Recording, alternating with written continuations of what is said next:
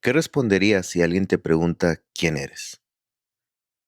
La mayoría responde con lo que hace, el trabajo, el cargo, la empresa. Algunos añaden el rol familiar, padre, madre, hijo. Otros hablan de lo que estudió, de lo que ha logrado, de los proyectos en los que está. Y todo eso describe lo que haces, no quién eres. Parece una distinción filosófica, pero tiene consecuencias muy concretas en cómo vives. Porque cuando tu identidad está construida sobre lo que haces, lo que produces, el rol que ocupas, quedas expuesto a algo que nadie te advirtió. Que el día que eso cambie, y tarde o temprano cambia, no sabes muy bien quién eres sin ello. Cuando Miguel perdió su trabajo, lo primero que sintió fue alivio. Llevaba 2 años en un puesto que lo agotaba, y la salida, aunque no fue su decisión, se sintió como aire fresco los primeros días. Pero a las 3 semanas, algo empezó a cambiar. Se encontraba sin saber cómo responder cuando alguien le preguntaba a qué se dedicaba. Evitaba ciertas reuniones sociales porque la pregunta iba a llegar inevitablemente. Se despertaba en las mañanas sin el ancla de tener a dónde ir, y eso, que debería haberse sentido como libertad, se sentía como vacío. No era solo el dinero, aunque eso importaba. Era algo más difícil de nombrar. Miguel se había pasado 15 años siendo gerente de operaciones. Ese título no era solo un cargo, era la manera en que se presentaba al mundo. Era lo que respondía cuando alguien le preguntaba quién era. Era la estructura sobre lo que había construido su sentido de valor, su rutina, sus conversaciones, su lugar en el mundo. Y sin ese título, sin ese rol, se encontró con una pregunta que nunca había tenido que responder en serio. ¿Quién soy yo cuando no estoy siendo lo que hago? No lo sabía. No porque fuera poca cosa como persona, sino porque nunca se había detenido a construir esa respuesta desde un lugar más profundo que su posición profesional. Y esa ausencia, que durante 15 años había permanecido invisible detrás de la ocupación constante, ahora era lo único que había en el cuarto. Lo que le pasó a Miguel no es raro. Es de hecho uno de los patrones más comunes en personas que han construido su vida alrededor del rendimiento y el logro. Cuando tu identidad está anclada en lo que produces, tu valor se vuelve condicional. Sube cuando las cosas van bien, cuando hay resultados, cuando el trabajo va según lo planeado, y baja cuando hay un fracaso, una pérdida, un cambio que no elegiste. Esa arquitectura emocional es frágil, no porque seas débil, sino porque estás construido sobre algo que puede cambiar en cualquier momento sin que tú lo decidas.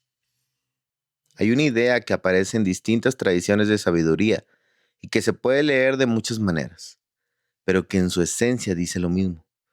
El valor de una persona no está en lo que produce, está en lo que es.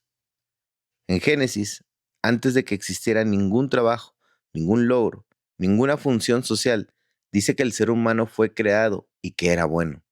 No condicionalmente bueno, no bueno si cumplía ciertas métricas, bueno, ya. Eso no es un concepto religioso sin aplicación práctica.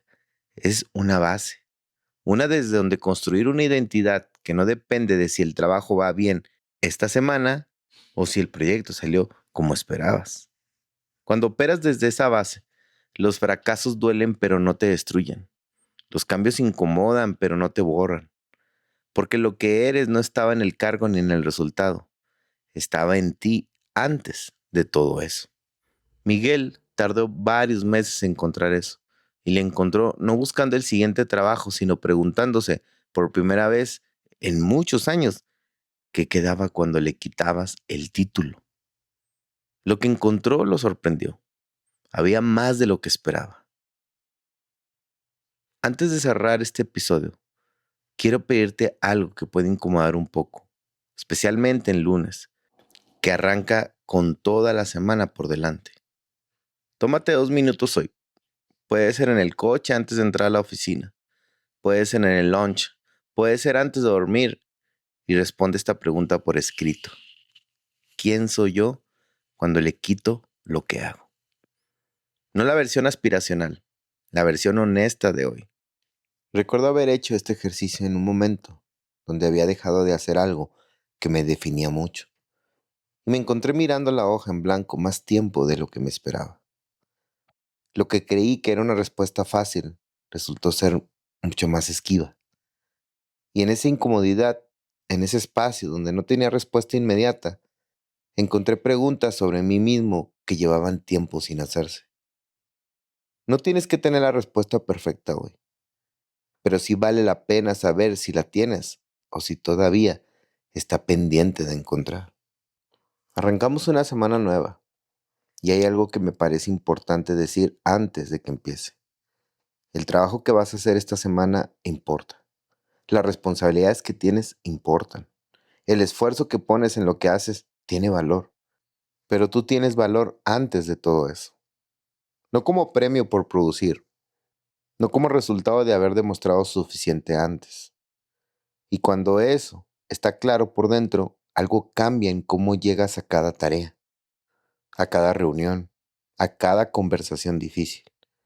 No porque estés más motivado en el sentido superficial de la palabra, sino porque no estás operando desde el miedo a perder el valor si algo sale mal. Puedes equivocarte sin que eso te defina. Puedes cambiar de dirección sin sentir que te estás destruyendo. Puedes decir que no a algo sin sentir que estás poniendo en riesgo quién eres.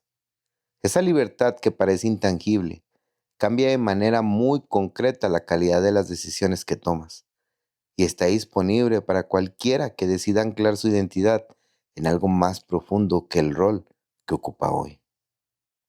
Cuando el trabajo se va, cuando el cargo cambia, cuando lo que hacías ya no está, lo que queda es quién eres. Vale la pena saber quién es eso antes de que llegue ese momento. Esto fue 7 minutos para crecer. Mañana seguimos.